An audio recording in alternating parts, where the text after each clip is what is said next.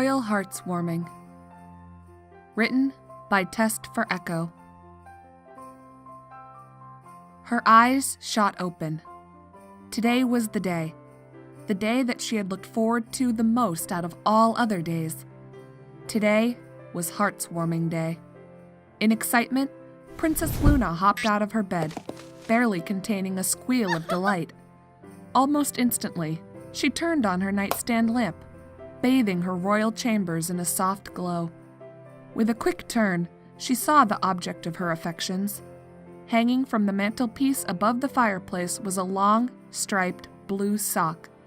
Normally so sleek and snug, it was bulging with hidden gifts just waiting to be opened. Bouncing in joy, Luna grabbed the stocking with her magic as she reached the fireplace, returning to her bed and flopping back into it. She glanced up at the ornate clock that was sitting on the mantel. 6:32 in the morning. She had slept in. She floated the stocking up and gently caressed it, poking and prodding, trying to uncover any details that would give away the contents.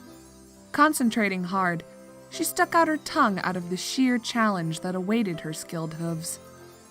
After a moment more of investigating, she sighed and levitated the stocking back onto her bed. She resisted the urge to dive her hoof into the piece of long fabric and discover its secrets. Looking back up at the clock, she sighed again as she saw only another 2 minutes had passed. She didn't want a repeat of last year, waking her sister up at 4 in the morning, her own stocking presents opened and thoroughly played with, eaten, or otherwise used. She had barely escaped being re-banished to the moon, and had also ruined Celestia's day. With another glance at the clock, she decided she'd let her sister sleep. A little longer at least. Maybe to 7 o'clock. Slightly above the clock hung a large oil painting of the two sisters. Luna smiled at it. It was commissioned shortly after she and Celestia became co-rulers, thousands of years ago. At the time, she could barely hold herself still for the hours it required, let alone resisting the temptation of the many wrapped presents under the hearts-warming tree. An identical painting hung in Celestia's room, the original from which this was later copied. Turning her attention to the painting, Luna made her way to the window facing out from the castle. Planting her face right up to it, she stared in awe as she watched a few fat snowflakes fall from the sky. Far below from her chambers, fresh snow glistened in the setting moon's silver rays, making the rooftops of the common pony seem that they were made out of crystal. The night Pegasi have outdone themselves this year, she thought as her breath steamed up the window. Silently watching a few more flakes fall, she observed them shimmer in front of the moon, which still had a couple more hours left in its track across the sky. Most of the houses were dark, their owners taking the extra darkness that Celestia had allowed to catch up on their sleep. After observing for another minute or two, Luna stepped back onto the marble floor, pulling her forehooves back as they touched the cold surface. Soon, her hooves adjusted, and she again looked at the clock. 3 after 7. Now was the perfect time to wake Celestia. Ignoring her regalia that lay by the fireplace, she grabbed her stocking and slowly pushed open her chamber's doors and entered the hallway. As the door slid shut behind her, she crept along the plush carpet towards her sister's chambers only a few doors away. Normally at this time of day, the castle would already be abuzz with activity, but every pony was enjoying the day of rest that came with the holiday, so she encountered no pony as she stopped in front of Celestia's chambers. Cautiously, she nudged the doors. With a slight creak, they opened a few inches. Backing away, she waited, silently catching her breath, hoping that the creak hadn't awakened her sister. The servant that had planted her stocking to Celestia did her job, leaving the door unlocked for Luna. From inside, she could hear loud, rhythmic snoring. So graceful, Luna thought wryly. We hope we do not sound like that in our sleep. After another moment's hesitation, she slunk into Celestia's chambers and quickly closed the doors, managing to prevent them from squeaking again. In the absolute darkness, she waited for her eyes to adjust to the light from the full moon. Soon, She could make out the sleeping form of her sister, her chest rising and falling in rhythm, and an ornate sleeping blindfold over her face. Out of the corner of her eye, Luna spied Celestia's stocking, identical to her own, except that it was bright pink rather than navy blue. Slowly making her way to Celestia's bed, Luna set down her stocking and carefully prepared to strike. Smirking at Celestia's peacefulness, Luna sprang into the air and shouted at the top of her lungs, although avoiding the royal Canterlot voice as to prevent from waking the entire castle. Happy hearth's warming, sister! She declared. Startled, Celestia mumbled, Huh? as Luna landed on top of her. Celestia managed a strangled as the wind was knocked from her. Today is the day we wish all goodwill, sister. Art thou excited? Luna exclaimed, still on top of Celestia. Get off me, Luna. You're not 303 anymore, you know? Celestia managed to cough out from her position. Oops. Sorry, Tia. As quickly as she had sprung onto Celestia, Luna rolled off her sister and onto the floor. Happy hearth's warming. She repeated. Uh-huh. Celestia grunted, slowly pushing back her blindfold to look into her sister's giddy face. Here is thy stocking, sister. Luna stated, floating over said sock. With an exasperated sigh that failed to hide her amusement, Celestia said, Thanks. Thou art welcome. Luna replied, climbing next to her sister on the bed. As they sat there silently, she finally said, Well, who shall open their stocking first? Why don't you go first, Luna?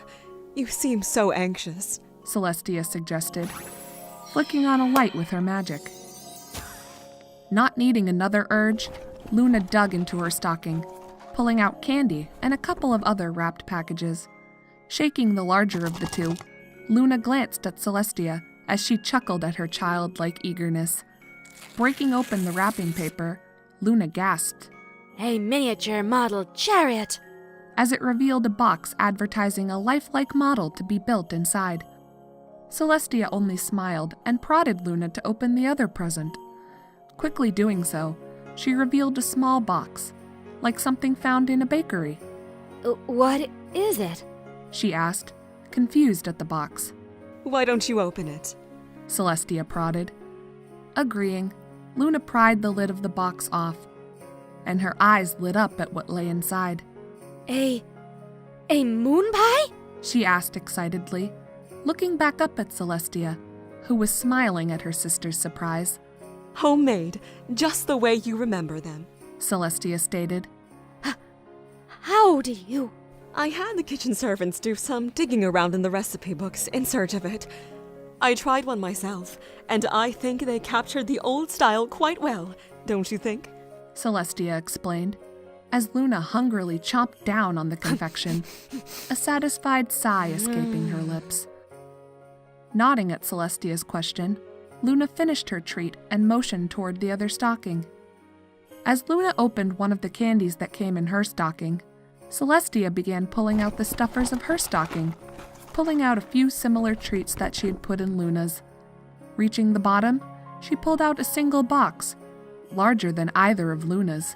I wonder what this could be. She wondered bemusedly, ripping the paper off. Under the paper was a blank box, unassuming and waiting to be opened. Casting a confused glance at Luna, Celestia missed her sister's smirk as she turned back to look as she lifted the box's top. Inside were 4 socks, decorated with different seasonal designs. Floating them up, Celestia flatly said, Socks! Gee, thanks. Barely containing her mirth any longer, Luna burst into chuckling, much to her sister's chagrin. 'Twould be perfect for this weather, Tia. The floor is truly freezing. She emphasized this with a quick hop onto the floor and waiting a minute. Jumping back onto Celestia's bed, she swiftly dove under the covers and pressed her hooves along Celestia's back. Ah! Luna, your hooves are as cold as icebergs! Celestia cried at the intruders. Laughing, Luna sprung into the air and hovered. See, sister? We sacrificed much to bring you these lovely hoof warmers. She jested, snickering behind one of her hooves. She shook her head as a pillow hit her directly in the face. Before she could react, she was hit with another barrage of pillows. Celestia was conjuring them from the other beds and laundry areas of the castle to send at Luna. Give up now, Luna, or I'll have to force you to submit. Celestia threatened, conjuring another pillow to join its brethren. We surrender! We surrender! Luna said, chuckling and feigning defeat. A moment later, she conjured up a pillow of her own. Never let down thy guard! She cried, slamming into Celestia. Minutes, and many a murdered pillow later, the two princesses lay on Celestia's bed, partially covered in feathers. Rolling over onto her stomach to face Celestia, Luna grinned. If only we had done this last year, sister. Celestia only grunted, still breathing heavily. Chuckling again, Luna rolled over and sighed, a moment later popping into existence another wrapped box. Here is thy true stocking present, Tia, she said, floating it over to Celestia. Half-heartedly ripping off the paper, Celestia gave Luna another glare as a similarly blank box greeted her.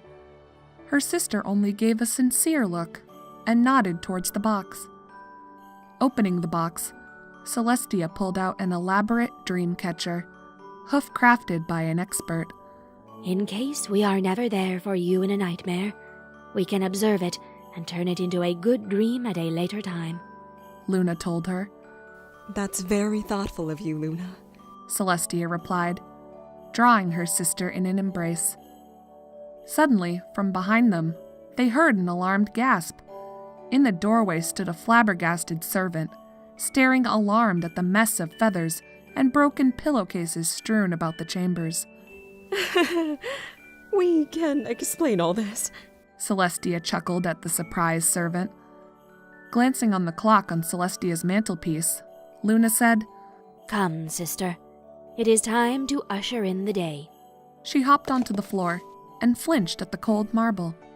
Quickly, she teleported her regalia slippers from her chambers and slipped them on before making her way out of Celestia's chambers towards the floor's balcony.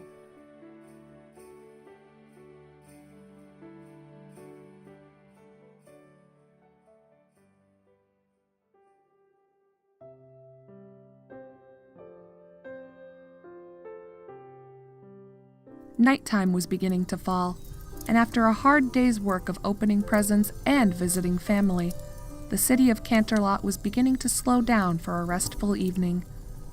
Inside the royal castle, Celestia and Luna were sitting on a rug in front of Celestia's fireplace, the heart-warming tree off to the side. Shredded wrapping paper, opened boxes, candy wrappers, clothes, and baubles of all kinds lay strewn around the floor. Clutching cups of hot chocolate in their magical grasps, the two sisters stared blankly at the crackling fire. Finally, Luna looked up at Celestia's painting of the two of them. We were so young then, she commented. And you're not much different when it came to this day now as you were when that was painted, sister, Celestia quipped, stifling a giggle. Luna shot Celestia a tired, yet mirthful look. Thou art right, Tia. We never could resist getting into our presents, she agreed, taking a sip from her hot chocolate. Abruptly, there was a small poof of smoke above Celestia's head, and a scroll sealed with the royal seal dropped in front of her. Picking it up with her magic, she opened it and read it. It's a letter from Twilight, wishing us a happy hearts-warming day. She levitated it over for her sister to read. After going through it, Luna magically made it vanish. 'Twas kind of her, she said, looking at the picture of the alicorn and her 5 close friends. Smiling, Celestia levitated over the picture. She was always excited about this day, too, when she was a filly. Truly, it must be hard for thee to see thy students growing older, Luna noted, resting her hoof on Celestia's shoulder. Celestia sighed and put down the picture. It can be. But I will always have you here for this special day, Luna. Happy Hearth's warming day, Tia.